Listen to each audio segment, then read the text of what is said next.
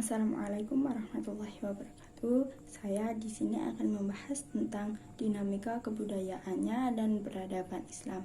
Pertama, ilmu pengetahuan dalam perspektif Islam. Menurut bahasa ilmiah adalah pengetahuan. Penentuan dibagi menjadi dua, yaitu pengetahuan umum tentang hal yang biasa sehari-hari, lalu ilmiah. Pengetahuan yang dirumuskan dan dikaji kembangkan dengan model ilmiah. Urgensi ilmu dalam Islam. Islam menganggap ilmu pengetahuan sangat penting bagi manusia. Ilmu adalah manifestasi dari nalar yang membedakan manusia dengan makhluk lainnya. Jika manusia tidak memiliki ilmu, maka dia tidak ada bedanya dengan binatang. Islam bahkan menyebutkan bahwa tidak mungkin seseorang bisa beriman dengan menjauhi perintah Allah kecuali memiliki ilmu pengetahuan. Intergensi ilmu, iman, dan amal. Dalam ajaran Islam, iman, ilmu, dan amal merupakan satu kesatuan yang utuh, yang tidak dapat dipisahkan antara satu dengan yang lainnya. Perbuatan baik orang Islam tidak bernilai ibadah apabila tidak didasari iman dan takwa. Sama halnya dengan pengembangan ilmu, pengetahuan, dan teknologi tidak bernilai ibadah serta tidak akan menghasilkan kemaslahatan bagi manusia dan lingkungannya bila tidak dikembangkan atas dasar iman. Kedudukan tentang tanggung jawab ilmuwan. Yang pertama, keutamaan orang berilmu.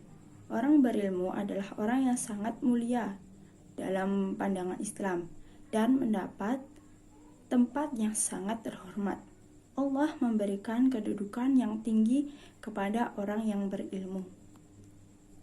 B. Tanggung jawab ilmuwan. Orang berilmu, baik ia disebut ilmuwan, ulama, atau saintis, adalah orang istimewa karena keahlian yang ia miliki. Tanggung jawab ilmuwan adalah yang pertama, menyampaikan amanat Allah atau bisa disebut menjadi guru. Nomor 2, memelihara lingkungan. Bahasan yang kedua, kebudayaan dan peradaban Islam di masa silam. Dalam bahasa Indonesia, kebudayaan berarti hasil kegiatan dan penciptaan batin akal budi manusia, seperti kepercayaan, kesenian, dan adat istiadat. Sedangkan peradaban dalam bahasa Indonesia berarti kemajuan atau kecerdasan kebudayaan lahir batin. Yang pertama, faktor-faktor sebab kemajuan dan kemunduran. Sebab kemajuannya, menurut Badri Yatim,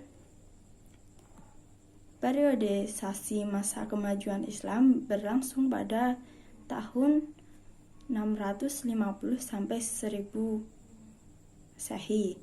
Masa ini adalah masa 3 kekhalifahan: Khalifah Rashidah, Khalifah Bani Umayyah, Khalifah bin Abbas. Puncak kejayaan Islam terjadi pada pemerintahan Abbasiyah, menjadi rujukan dan sentral ilmu pengetahuan di seluruh penjuru dunia. Yang B. Sebab kemundurannya. Menurut para sejarawan, keruntuhan peradaban Islam disebabkan politik dan moral. Secara politik telah terjadi friksi dan konflik di antara putra mahkota yang melibatkan anggota militer untuk saling merebut kekuasaan secara moral. Para penguasa kehilangan kredibilitas karena perilaku nista dan meninggalkan ajaran agama. Mereka menjadi penguasa serakah, pemuja harta, tahta, dan wanita. Yang kedua, kontribusi ilmuwan muslim klasik dalam kemajuan barat modern. A. Jabir bin Hayyan, ahli kimia. B. Muhammad bin Musa, ahli kimia. C. Al-Kindi, mengguli para ulama besar lainnya. Ibnu Sina, ahli bidang kedokteran. E. Sabit bin Qurrah, orang penerjemah. C. Kemajuan iptek sebagai tantangan umat Islam masa kini. Yang pertama, pandangan terhadap kemajuan iptek. Fungsi ilmu pengetahuan sangat penting bagi manusia.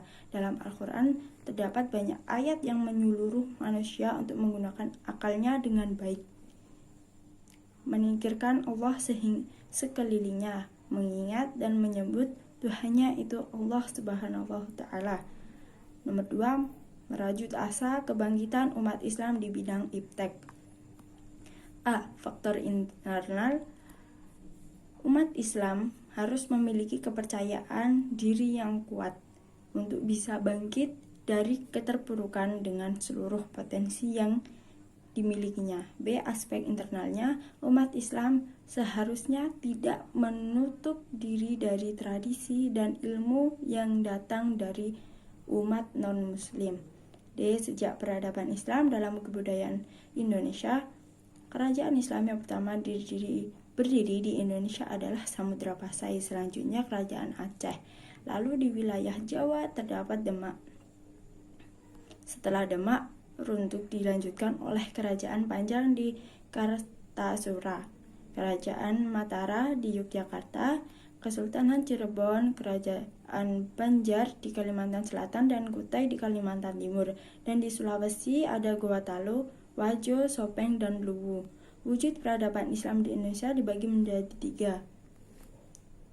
Yang pertama, birokrasi keagamaan. Nomor 2, ulama dan karya-karyanya. Nomor 3, arsitek bangunan dan yang tertutup. Nomor 3, arsitek bangunan yang tertuang dalam arsitektur di masjid-masjid di Indonesia. Sekian, terima kasih. Wassalamualaikum warahmatullahi wabarakatuh.